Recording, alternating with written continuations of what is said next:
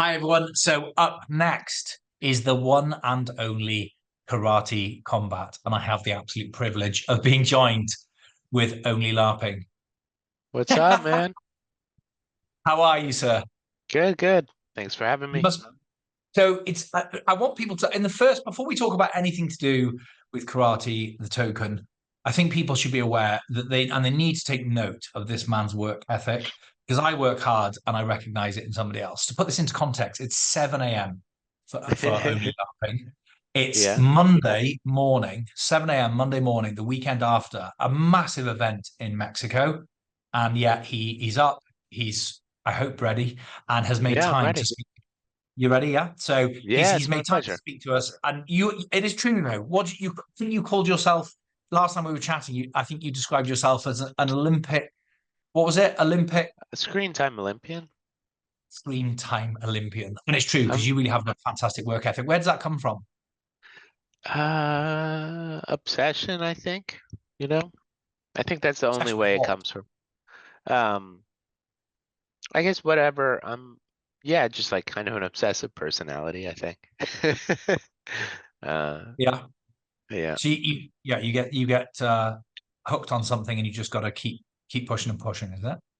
yeah, yeah. This role is especially tempting because so much of it is just like relatively easy not to stop. It's like a lot of communication with people and, you know, some online, some face to face, and that's easy to do 24 hours a day. Unlike some other things that, you just be exhausted. And Yeah. then crypto's so global that there's always someone to talk to if you open your phone. There's always someone awake, I guess. Yeah. Because and where are you now? Are you on the moon?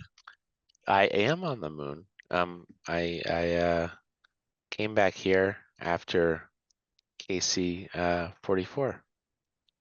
Okay, fantastic. And It's how was the weekend for you? Was it good? Is it it everything was you hoped and more?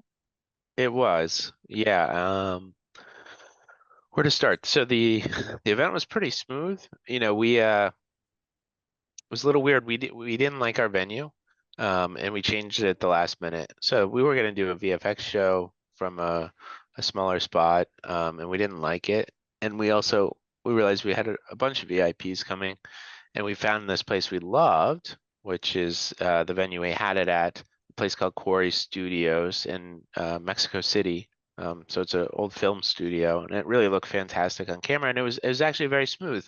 Um, you never know what you're gonna get when you get a live event. Things can go wrong. In the past we've like lost the internet, the power's gone down, but it was extremely smooth. The setup was pretty easy. People were really psyched to come and the event was fantastic. The KC card was a banger. I mean, I don't know how many knockouts we had, 4 or 5 knockouts and TKOs. The pit submission series that we did was, I think, incredibly entertaining because you had 2 submissions in like the first 2 or 3 minutes on both of them. Craig Jones and Phil Rowe were absolutely hilarious, both marketing the fight and the fight itself. And then the brand new thing, the IFC that we did, um, it went like ridiculously viral beyond any hopes that I could ever have. I think like every big account in crypto Twitter retweeted it. I mean, from Kobe to Mario Nafal, I mean, we must have got like 20 million organic impressions on Twitter alone over the last Wow, 48 hours. 20 million. That's seriously impressive. It's Um, just a guess, but so the obviously the big topic online, and it seems to be quite a split camp, is should influencers and YouTubers and celebrities be fighting? And this weekend was kind of your first proper yeah, foray into, with the BitBoy thing and yeah. everything else. Can you touch on that? What are your thoughts now that you've had time to reflect? What are your thoughts? Would you do it again? Was it a success? Do you think S- it dilutes the sport, or are you a fan? So we would absolutely do it again. It was definitely a way bigger success than we could have even guessed. Um, I think that the fighters really trained very hard, and they did something that's extremely difficult and scary to do, and something that I wouldn't do. So mad props to all of them. Um, I don't think it really dilutes the sport, especially when you have it in the same time and place as the real guys, because you're watching them and they're incredibly athletic. And then you see influencers who are also probably much more athletic than 99% of us, frankly. All these guys are, you had one ex-NFL guy in there, you had three guys who had competed in MMA in there. Everyone on the stage was way more athletic than me. Um, but still, like it's like compare them directly after these incredible athletes, and also going for a much shorter period of time. I think it gives you a new respect for how hard it really is to do what these guys do, and people really enjoy it. I think we didn't know how it would look. Nobody's really, as far as I know, nobody's ever done influencer fights in a rule set like this. Um, Influencer boxing really took off on YouTube with KSI, Logan Paul, and I think that the ordinary influencer boxing format is, if not played out a little bit, um, people know what to expect.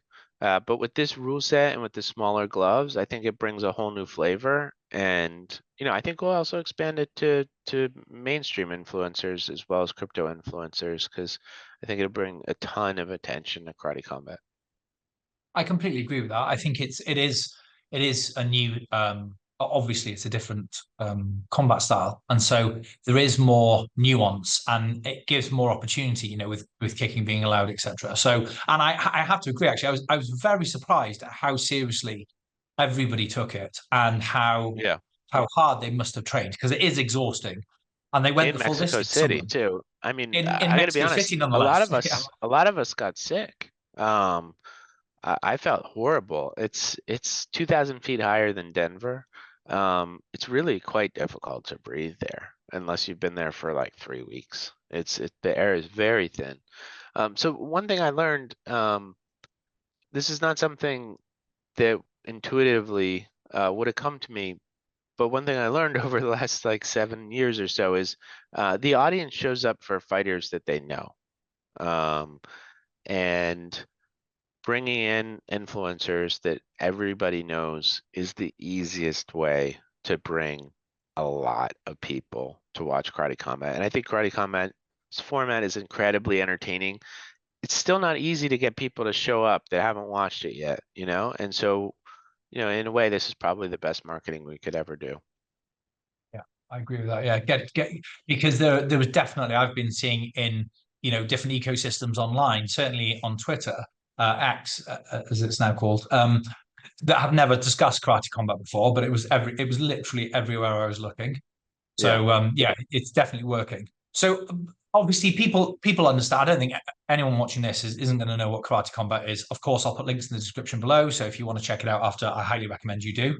Um, in regards, this video, of course, is about HTS, Hedera Token Service, and the sort of more the token side of sure. people's projects. I've been talking to a lot of meme coins, and I've been talking to a lot of businesses that have a token that is at some level integral to the way they operate their company. What role does Karate Token play for Karate Combat? Yeah, well,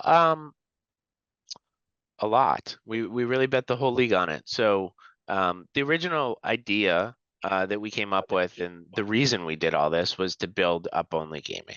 Um, Up-only gaming uses some DeFi ideas to allow token holders to vote on which fighters they think are going to win and earn a little bit more tokens if they accurately predict the fights with no risk of token loss. That's an idea that we fell in love with because we thought that it would work both for our ordinary sports fans and for crypto people.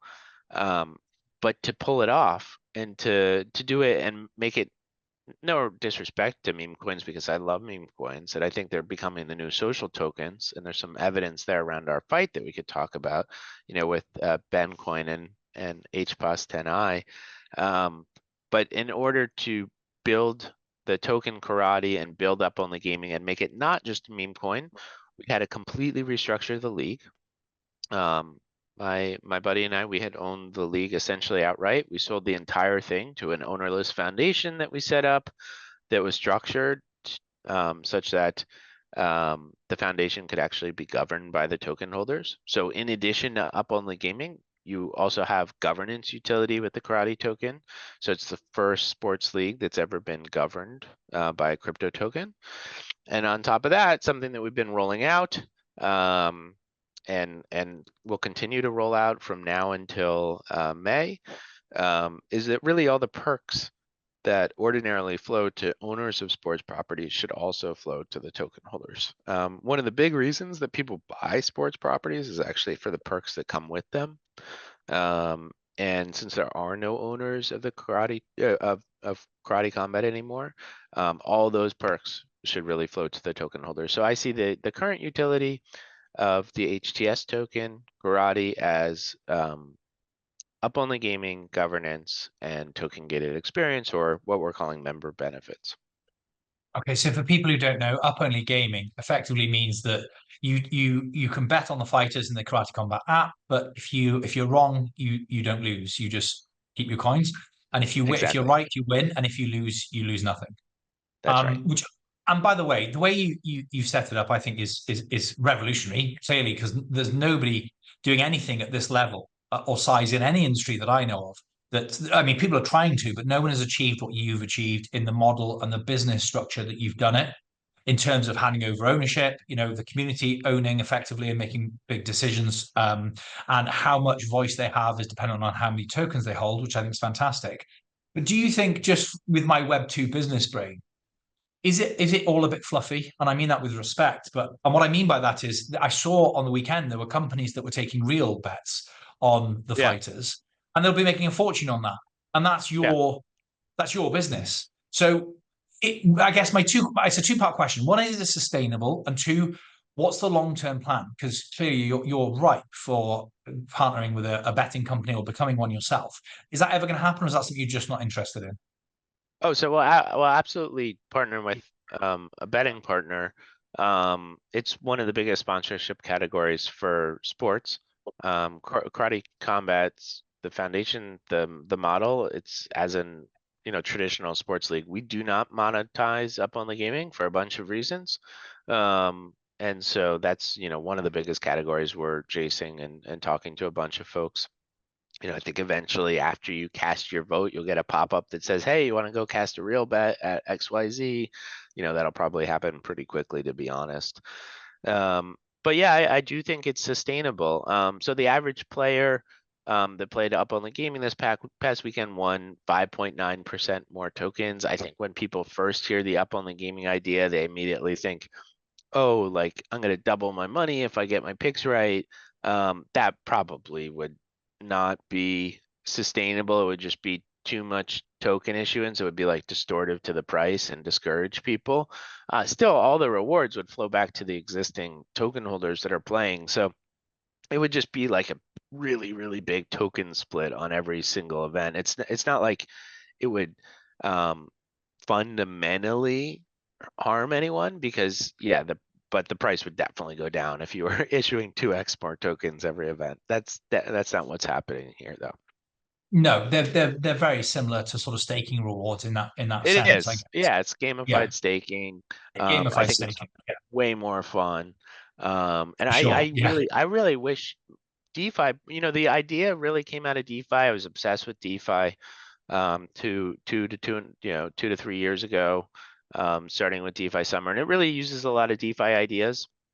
And I think that actually more decentralized finance protocols should actually integrate things that are as fun as humanly possible, because below the fold on CoinGecko, it's really a retail buyer base, and retail 50% they want to have fun. And if you don't entertain them, they leave and they go do something else. And so I would encourage any crypto project to try and make what they're doing as fun as humanly possible. Yeah. Yeah, I think nearly everybody is in it for the experience as much as, and in some cases more than, the actual potential Absolutely. upside of earning tokens. Yeah, absolutely. So So how will that work long term then? Because where are the tokens going to come from? You've got a cap supply of 110 billion Yeah. tokens. So Yep. where because there's no losers, where how does that work long term? Yeah, so the way we set it up, for the medium term at least, is we put enough rewards on the balance sheet of the foundation for about 3 years of playing the game. After that, the token holders will have to vote. Should we continue the game as is and issue more tokens? Should we amend the game? Should we, ditch the game? And I think I'm optimistic that like people will continue to enjoy it, and B, they'll sort of understand over time that it doesn't really hurt anyone. The only people that are sort of disadvantaged are people who are too lazy to play or just speculating on the token and leaving their tokens at the exchange.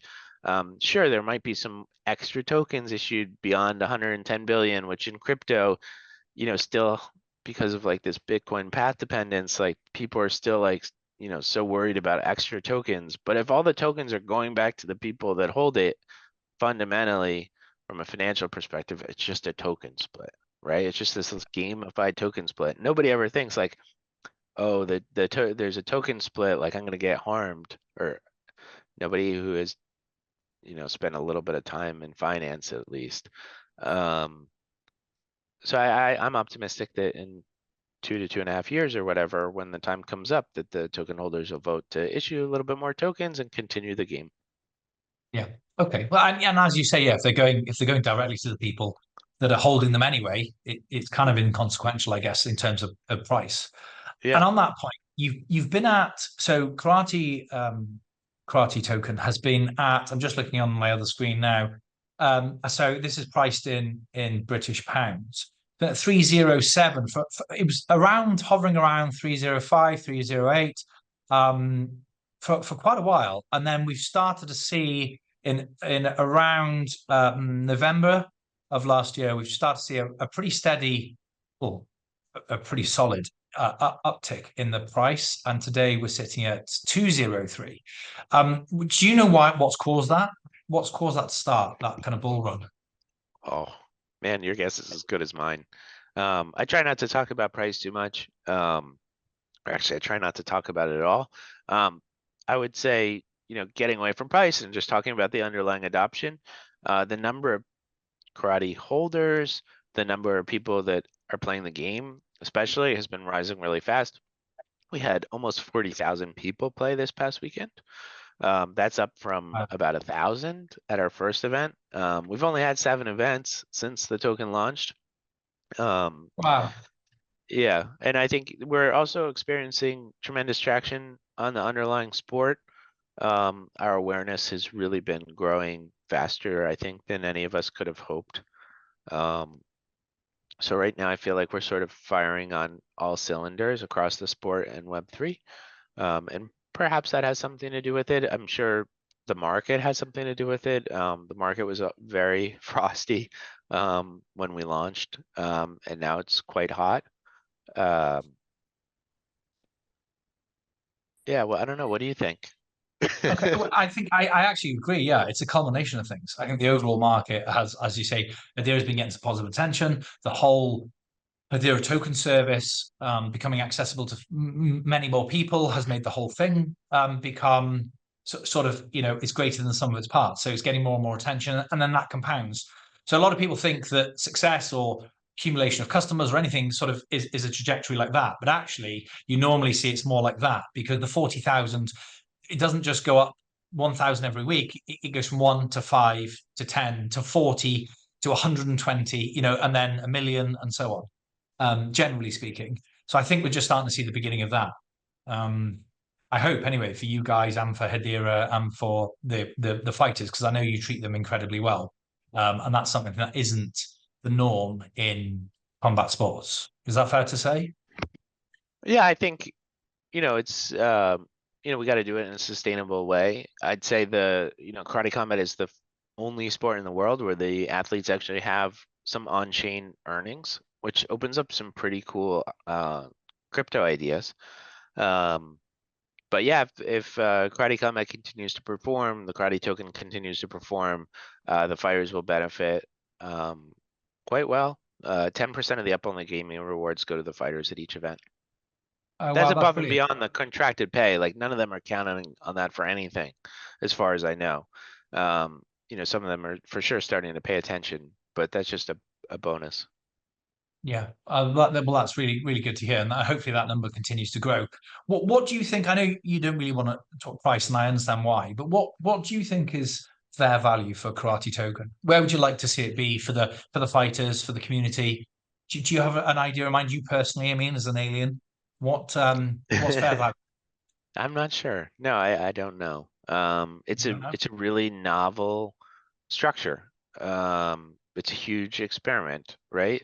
There is no other sport in the world that's governed and gamified by a token. The token does not represent ownership. It can't. It's just a piece of code. It's literally impossible from a tech and regulatory perspective.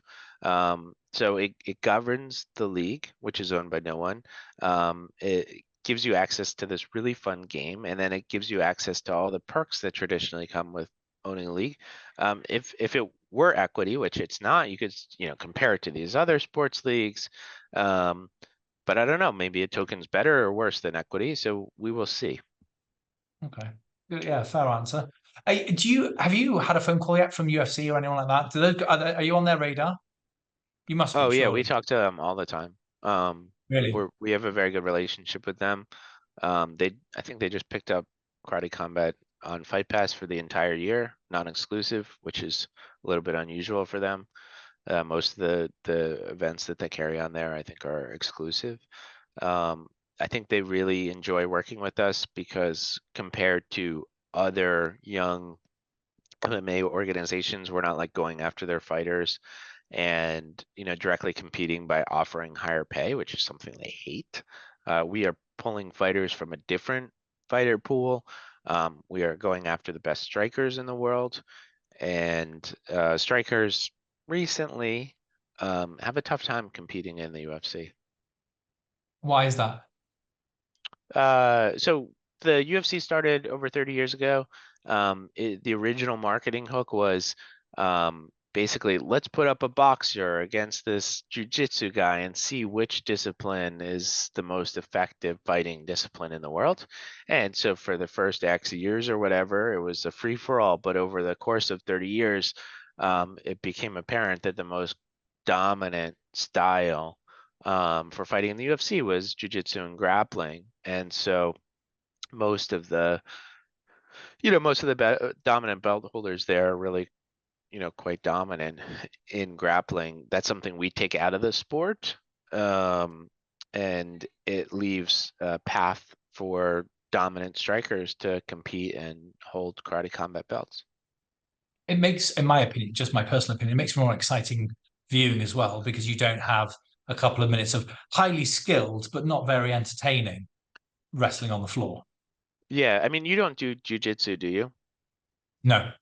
Yeah, me neither. But I think if you do, and there's a lot of people, it's probably the fastest, grappling jiu-jitsu is probably the fastest growing segment of combat sports from a participation perspective. And I think if you do them actively, it's really quite interesting. It's extraordinarily technical. It's a real mind game, but still most people don't, and they don't understand what's going on, myself included. And they get bored watching two women roll around on the mat for 15 minutes. Yeah, it's like watching, if you're not interested in chess, it's like watching two guys play chess. You don't understand the rules. Exactly. You're just watching guys move pieces around a board. Yeah. Exactly. But everybody understands, punching and kicking to the head. Yes, they do. Yes, they do. That should be your tagline. So what's the future for our karate in the next year, 2 years, 3 years? What does that look like? I mean, not the token. I mean the project. Yeah.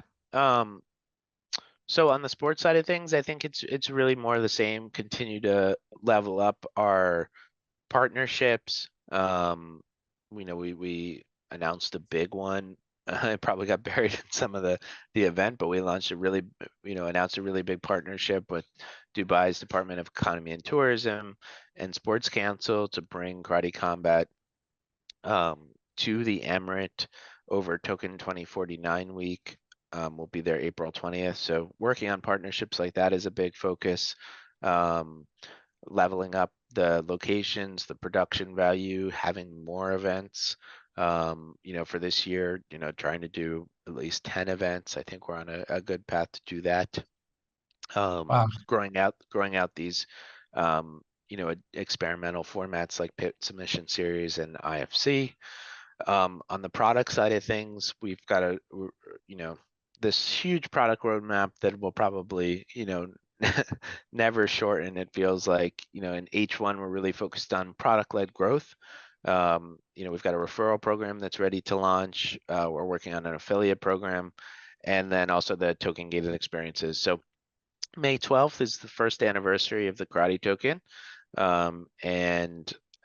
It's well discussed publicly that we want to launch all these token gated experiences or member benefits by May 12th, and it'll be partially productized by then. To get rewards to our top 1,000 token holders, it has to be really through the app. Realistically, we can't do it via email. Okay, and to give people watching, if they're interested in that coming up quite quickly, what kind of level do they need to be? What's the 1,000th holder look like? Is it 1 million tokens, 100 tokens? I know you won't know off the top of your head, but just roughly, do you have an idea? Yeah, I could find it. It's actually laid out in the governance post, I think. So it's not based on the number of tokens you have. It's based on your annual up-only gaming earnings for the previous year, and then every Right. event we also give away prizes. I think it's even though there's probably only, let's see, I think there's only 2 events before kind of the annual snapshot. But if someone came in, bought 1 million tokens and played a couple games, my guess is that they would still be well on the up on the gaming leaderboard. Right. Okay. That's good to know. So you need about 1 million tokens, play a few games, and then you're in with a chance of getting those extra additional experiences. When Europe, because obviously I'm based in the UK and I'm very keen to attend one of your events. And if you're not coming to Europe anytime soon, then I'll definitely be coming to you. But do you have any plans for Europe? So we don't have any events announced in Europe, but Dubai isn't that far. No, it's not. No, that's true. So you call it, I'm being lazy, I guess, is what you're trying to say. A few people have asked me to ask you if I can fight somebody. I don't know who. I think they want me to fight the guy from Coin Bureau, Guy. But Coin Bureau. yeah, because he didn't give Hedera a very favorable review. But it Well, was a very that's unfair review. okay. That's a narrative. One of the most important things about a fight is the marketing lead up. And if there's Yeah. beef, that's a narrative that's very easy to understand. There's other narratives that work, but that's one of the easiest. So if you're, willing, I see you working out in the gym all the time. You appear to be in very good shape. I would say if it's something you're serious about, we should talk about it. Yeah, I'd I love to think see I Brandon in think there too. I think Brandon would be fantastic. Um, Brandon. I gotta, I Crypto gotta. Mason's big, isn't he? Maybe I'll fight Crypto Mason. Because He doesn't. he's He quite says he sick. doesn't want to. He doesn't want to. Okay, fine. Because we're quite similar sizes, I guess. His his No, his his I guess wife or fiance, Meg, yes. fights for real. She would be fantastic to get in there. She also says she doesn't want to. I'm never going to harass people to get in there if they don't want to, because again, as I No. said, it's something that I probably wouldn't do. To be fair, I think having the little bit I know about Meg, I think she'd beat me. I fancy my Yes. chances with Mason, but not so much with Meg. I think she'd actually. I think he'd agree with you. Um, that's fantastic. I don't think, by the I, way, I just want to clear this up. I don't think Guy from Coin Bureau even knows I exist. So there is no okay. beef. Okay. Certainly not from his end, anyway. Is there anything else you want to say to the community while I've got you? Well, thank you. Y'all have been tremendously supportive of the league. It's been a pleasure meeting and working with you and getting to know so many of you. I hope to see as many of you out at events as possible. Yeah. Brilliant.